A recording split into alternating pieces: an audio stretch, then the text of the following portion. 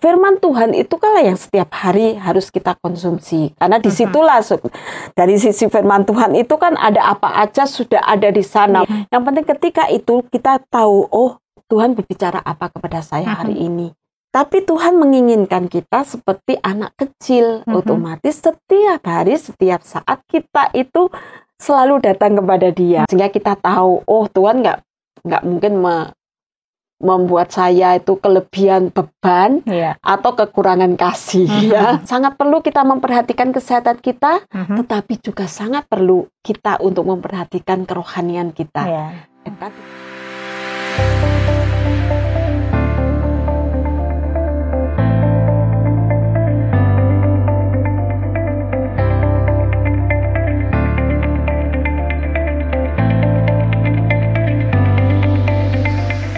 Sahabat Askara Channel, kita bertemu lagi di acara Bincang Kita, bercakap bersama mencari makna. Saya yakin kalau kita bicara tentang makanan sehari-hari, pasti pikiran Anda, pikiran saya, pikiran kita semua pada makanan yang sehari-hari kita konsumsi. Tapi sebenarnya ada makanan sehari-hari juga yang bukan hanya dibutuhkan oleh fisik kita, tapi juga oleh mental kita, jiwa kita, bahkan kerohanian kita. Nah, bagaimana kita bisa mendapatkannya? Bagaimana kita bisa menikmatinya? Ikuti perbincangan kami. Saya sudah ditemani oleh Ibu Eti Rahmawati. Ibu Eti, selamat datang. Terima kasih. Kabar baik ya, Bu? Iya, baik sekali. Sudah makan? Sudah. Iya, benar ya, Bu. Kalau kita bicara tentang makanan sehari-hari, pasti pikiran kita tentang nasi, ayam goreng, ayam bakar, begitu ya. Dan memang makanan ini jadi salah satu kebutuhan primer ya. Iya, benar. Ya, kan orang hidup, manusia hidup kan pasti membutuhkan makanan. Kalau dibilang kebutuhan primer itu kan ada sandang, pangan, dan papan, gitu ya. Tapi yang paling utama memang makanan. Karena ketika kita ada dalam kandungan, sampai kita keluar, ini kan itu terus-menerus makanannya dibutuhkan. Banyak makanan yang harus dibutuhkan supaya kita bisa bertumbuh. Bertumbuh menjadi badan kita menjadi kuat, badan kita menjadi sehat, gitu. Itu memang membutuhkan makanan. Meskipun ada hal-hal yang lain yang dibutuhkan dalam kehidupan kita ini ya. Tapi sebenarnya kalau bicara makanan itu memang dibutuhkan untuk kekuatan tubuh fisik ya, Bu. Benar. Walaupun dalam perkembangannya ada juga orang-orang yang dibatasi makanannya. Makanan-makanan tertentu yang boleh dikonsumsi gitu ya. Pasti itu semua tujuannya untuk kesehatan fisik ya. Iya, benar. Saya pernah dapat teguran begini, Bu Eti. Jangan hanya berpikir tentang makanan untuk fisik saja, tapi pikirkan makanan untuk kerohanian, untuk mental, untuk jiwa. Gitu. Saya mulai berpikir ini. Nah, sebenarnya kalau kita bicara makanan untuk jiwa, untuk mental, untuk kerohanian, makanan yang seperti apa ini, Bu? Iya, kalau tadi kita bicara tentang makanan yang benar-benar makanan yang memang bisa dilihat, pasti itu harus ada vitaminnya, ada karbohidratnya, kan gitu ya, biasanya untuk pertumbuhan tubuh kita gitu. Nah, kalau kita bicara tentang masalah mental, jiwa, sebenarnya juga ada sama saja ya. Ada yang dibutuhkan gitu ya. Nah, ada istilah menarik ini Mbak Ana. Ada orang katakan bahwa jiwa kita perlu juga vitamin gitu. Vitamin apa sih? Biasanya vitamin itu kan vitamin A, vitamin B, vitamin C, vitamin D, vitamin E, vitamin K juga dan ada. Vitamin K. Nah, yang menarik itu ada orang katakan kalau vitamin A biasanya itu harus apa adanya gitu. Karena dari A gitu ya, apa adanya gitu ya. Itu juga membawa seseorang pada pertumbuhan rohaninya. Jadi itu makanan yang setiap hari orang kan harus hidup itu apa adanya, jangan suka mengada-ada lah gitu ya kan, ada istilah-istilah seperti itu ya. Nah, kalau B biasanya apa? Bersyukur. Orang kan juga harus terus bersyukur gitu ya ketika menghadapi kehidupan ini, memang harus terus bersyukur. Kemudian kalau C itu ceria, boleh dibilang sukacita gitu ya, ceria, sukacita gitu ya. Dalam hidup ini jangan kelihatan cemberut aja, mengeluh. Kan orang misalnya saya ketemu Mbak Ana cemberut kan nggak enak ya. Betul. Nah makanya ketemu siapapun kalau kita lihat ceria itu kan membuat semangat orang lain gitu ya. Nah kemudian kalau vitamin D dikatakan tadi D ya, dari C terus ke D itu damai. Damai itu juga perlu karena apa? Karena kan dengan orang lain perlu damai, jangan berantem terus, bertengkar terus, berkonflik terus gitu ya. Kan perlu damainya itu. Kemudian kalau biasanya yang enak lah, enak dilihat, enak didengar. Kalau ngomong sama orang jangan yang ketus misalnya ya, orang Jawa bilang ketus-ketus atau kasar-kasar atau negatif-negatif gitu ya kan. Itu nggak enak kan. Nah, kemudian hal-hal seperti itu yang merupakan vitamin yang bisa menjadi kerohanian kita, makanan rohani ya, tadi bicara tentang makanan rohani kita itu seperti itu. Jadi kita justru harus apa adanya, bersyukur, kemudian ceria, damai, kemudian apa yang keluar dari kita itu enak didengar, enak dipandang gitu ya. Dan yang terakhir tadi kasih pasti ya. Jadi harus memiliki kasih. Nah, itu merupakan makanan sehari-hari dari sisi kerohanian kita. Karena harus seimbang kan antara jasmani dan rohani. Ketika jasmaninya sudah sehat, tapi kalau rohaninya nggak terisi apa-apa gitu ya, itu nggak akan seimbang antara jasmani sama rohaninya. Otomatis rohaninya tidak bertumbuh. Nah, untuk bertumbuh lah seperti itulah makanan kita sehari-hari harusnya secara rohani dalam kehidupan manusia itu ya. Siapapun manusia kan harus banyak bersyukur, harus menerima apa adanya, jangan mengada-ada gitu ya. Kemudian penuh dengan damai, tidak memperlihatkan tadi yang suka bersungut-sungut terus gitu ya. Ya pasti itu yang menjadi makanan rohani setiap hari buat manusia secara rohani itu. Nah, kalau kita bicara tentang makanan sehari-hari yang biasa kita konsumsi, sering orang bilang kalau kita nggak punya makanan, kita bisa beli, bisa belanja, begitu ya. Jadi bisa diolah juga jadi masakan yang bisa kita konsumsi untuk kesehatan tubuh kita. Nah, untuk makanan bagi rohani kita, bagaimana cara mendapatkannya ini, Bu Eti?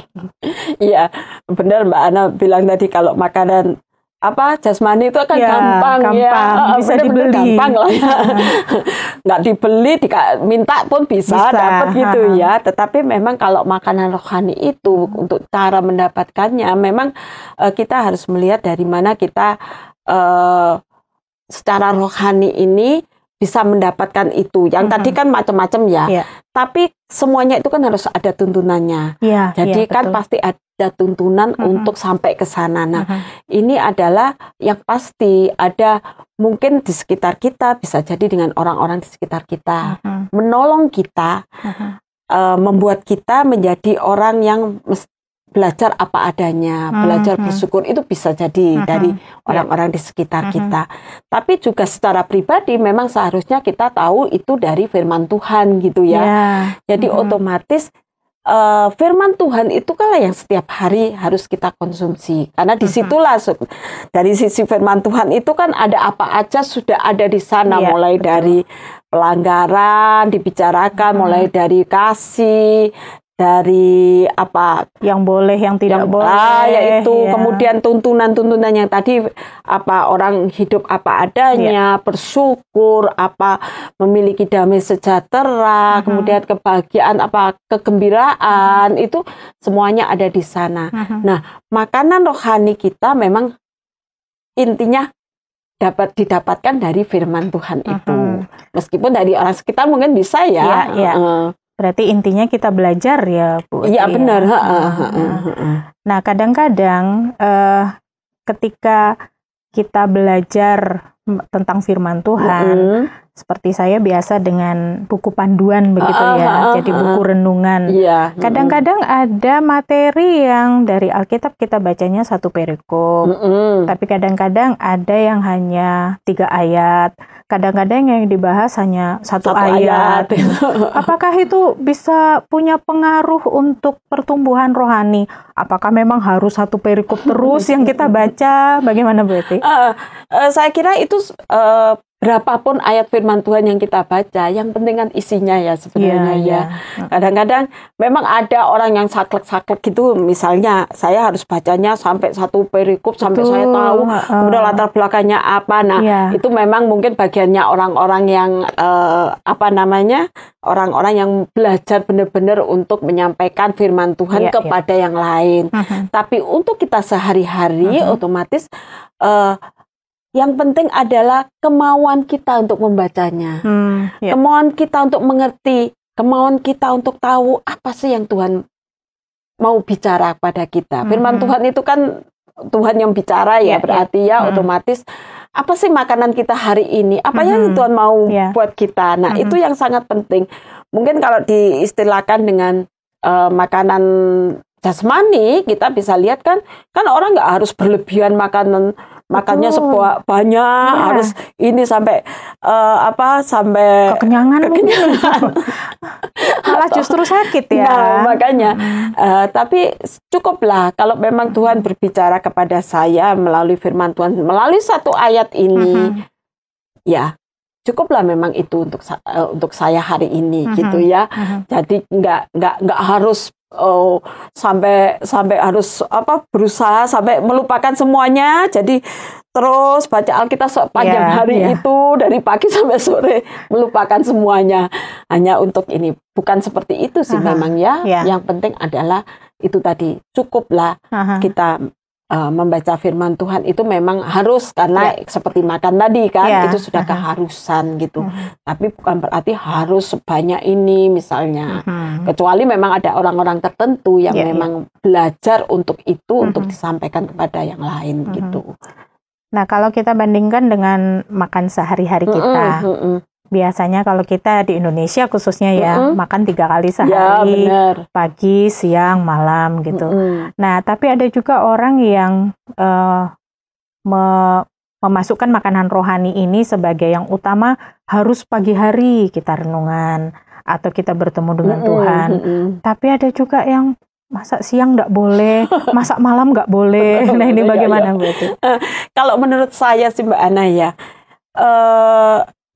ini kan berbeda dengan makanan jasmani yang harus, karena tubuh kita ini kalau tidak pagi makan, memang kesehatan itu tidak baik. Harus makan pagi harus. Kemudian siang memang sudah berapa waktu kita harus makan. Tetapi kalau secara rohani, kalau kita melihat bahwa sebenarnya nggak ada ketentuan yang harus selalu pagi. Kalau siang nggak boleh itu tadi ya. Kalau siang nggak boleh. Padahal ketika pagi hari itu mungkin pas kita repot-repotnya gitu. Kemudian kita nggak bisa meninggalkan pekerjaan misalnya. Ada orang yang harus bekerja pagi-pagi sekali ya. Bisa jadi seperti itu. Menurut saya sih sebenarnya nggak perlu waktu yang harusnya itu ya. Yang penting ketika hari itu kita benar-benar ada waktu memang diharuskan ya setiap hari itu kita mendengarkan firman Tuhan itu. Jadi kita bisa pagi, bisa siang, bisa sore, atau pada waktu-waktu tertentu terserah kita gitu misalnya ya. Ketika kita senggang, kita kan ada sekarangnya kan, kalau zaman dulu kan orang baca Alkitab, baca firman Tuhan itu harus buka Alkitab dulu. Ini ya, sekarang kan semua di HP itu kan bisa, ada. Jadi ketika kita mungkin sedang menunggu bis, menunggu di mana, di halte atau di mana, kita bisa juga, kita bisa buka, kita bisa baca. Yang penting ketika itu kita tahu, oh Tuhan berbicara apa kepada saya hari ini. Itu. Jadi mungkin tidak terlalu harus dengan ritual ya, ritual yang ini, tapi karena zaman sekarang kan berbeda dengan zaman dulu ya. Mungkin kalau zaman dulu orang harus pagi buka Alkitab dulu ini ya. Ya, tapi kalau sekarang meskipun itu tidak harus pagi, tetapi ketika ada waktu-waktu tertentu, yang penting bagi kita adalah setiap saat, setiap hari kita terus ingat bahwa saya harus ingat firman Tuhan ini. Mungkin kita ingin mengingat sesuatu, kemudian kita buka sebentar, oh ya Tuhan bicara ini gitu. Itu juga bisa dilakukan. Jadi intinya setiap hari kita yang harus punya niat, semangat untuk mencari itu ya, mencari makanan rohani itu. Jadi tidak peduli mau pagi, siang, sore, malam gitu ya. Nah, saya jadi teringat tentang doa yang Tuhan Yesus ajarkan ya, doa Bapa kami. Ada bagian yang mengatakan, berilah kepada kami hari ini makanan kami yang secukupnya. Kalau itu bicara tentang makanan fisik saja, untuk fisik saja atau bagaimana Bu Eti ini? Ya, sebenarnya di balik apa yang diajarkan oleh Tuhan itu kan berilah kami pada hari ini makanan kami yang secukupnya. Betul. Sebenarnya ada maksud tertentu ya, bukan hanya ini, sebenarnya bukan masalah makanan secara jasmani, tetapi kita lihat di kalimat berikutnya tentang berikanlah kami makanan kami yang secukupnya untuk hari ini. Artinya kan berarti pada hari ini, untuk hari ini. Tuhan punya maksud sebenarnya mengajarkan itu supaya kita ini justru kalau makanan itu cukup, hari ini cukup, besok kita kembali berdoa lagi untuk mengatakan secukupnya. Artinya bahwa Tuhan menginginkan bahwa kita itu terus-menerus datang kepada Dia. Jadi tidak cukup hanya satu hari ini. Ya sama lah ya, seperti kita minta sesuatu kepada orang tua ketika kita masih kecil ya, atau anak-anak kita, atau kita masih kecil itu kalau minta sesuatu diberikan, besok sudah gak perlu lagi gitu. Anak saya kalau sangu itu kan ada, karena sudah besar saya kasih seminggu sekali, otomatis gak tiap hari dia minta sangunya Bu, enggak. Jadi otomatis dia nggak butuh saya untuk minta sangu. Nah, tapi Tuhan menginginkan kita seperti anak kecil, otomatis setiap hari, setiap saat kita itu selalu datang kepada Dia. Otomatis kalau cukup ya untuk satu hari ini, ya intinya sebenarnya supaya kita bersandar kepada Dia, kita berharap kepada Dia. Kemudian kita jujur katakan, kalau kita memang tidak selalu membutuhkan Dia ya. Begitu kita datang kepada Dia setiap hari, itu artinya kita butuh Dia gitu ya. Otomatis itu yang diinginkan oleh Tuhan supaya kita, jadi bukan masalah makanan jasmani sebenarnya ini, kita membutuhkan Dia setiap saat. Nah, itu mungkin inti yang diberikan dari doa Bapa kami tadi ya, berikanlah kami pada hari ini makan kami yang secukupnya. Jadi tidak berlebihan dan tentunya tidak kekurangan gitu. Tuhan tahu apa yang Dia berikan gitu. Nah, itu berarti kita juga harus belajar untuk mencukupkan diri ya, dengan apa yang ada, dengan yang sudah Tuhan berikan. Nah, kalau kita bicara tentang makanan, tadi Bu Eti sudah jelaskan bahwa hari ini cukup untuk hari ini gitu ya, tidak berlebihan. Berarti kita juga belajar atau diajarkan untuk berbagi juga ya. Iya, benar. Nah, bagaimana kita juga bisa berbagi makanan rohani nih kepada orang lain? Ya, untuk kita berbagi kan kita ini kan manusia memang harus terus berbagi. Kalau berbagi makanan rohani itu tadi, ketika kita memiliki waktu untuk membaca firman Tuhan tadi kan ya. Nah, itu pasti biasanya wah ini jadi berkat buat saya.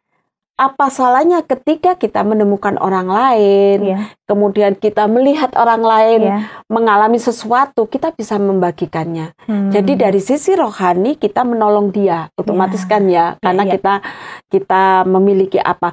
Kalau kita nggak pernah baca Alkitab, kita nggak tahu apa firman Tuhan, berarti kita nggak mungkin ya bisa berbagi sama orang lain. Nah, makanannya kurang ya. Nah, itu tadi. Sama lah dengan makanan jasmani. Kalau kita merasa lapar terus, kita nggak pernah merasa ada kelebihan makanan jasmani, itu kan kadang-kadang kita nggak usah berbagi sama orang lain. Tapi kalau kita setiap hari kita makan rohani, otomatis kan itu cukup terus buat kita, dan Tuhan tahu cukupnya kita seberapa kan, otomatis kita bisa juga berbagi pada orang lain. Nah, yang itu justru yang penting Mbak Ana ya, saya pikir ya, supaya kita bukan hanya kita bertumbuh secara pribadi, kalau kita makan rohani tiap hari kan otomatis rohani kita bertumbuh ya.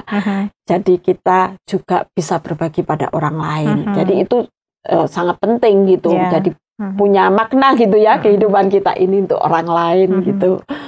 Nah, kemudian Bu Eti ini supaya kita tidak kehabisan. Kadang-kadang kalau kita bicara makanan sehari-hari kita bisa kehabisan makanannya. Tapi untuk makanan rohani ini sebetulnya Tuhan sudah sediakan begitu banyaknya gitu. Nah, bagaimana caranya supaya kita sendiri tidak kehabisan atau tidak kekurangan sama sekali tentang makanan-makanan rohani ini? Ya, memang kita harus diisi terus ya. Yaitu tadi ya. Kalau kita rutin untuk mengkonsumsi makanan itu pasti tidak akan pernah kehabisan dan Tuhan tahu seberapa banyak kita butuhkan. Nah, tetapi kalau saya mau bicara tentang kelebihan, kadang-kadang orang katakan kok Tuhan memberi saya kelebihan, bukan kelebihan berkat ya justru. Kadang-kadang kok kelebihan beban gitu ya. Oh iya. Kan ada ya orang yang merasa gini, saya tiap hari sudah makan rohani tadi ya.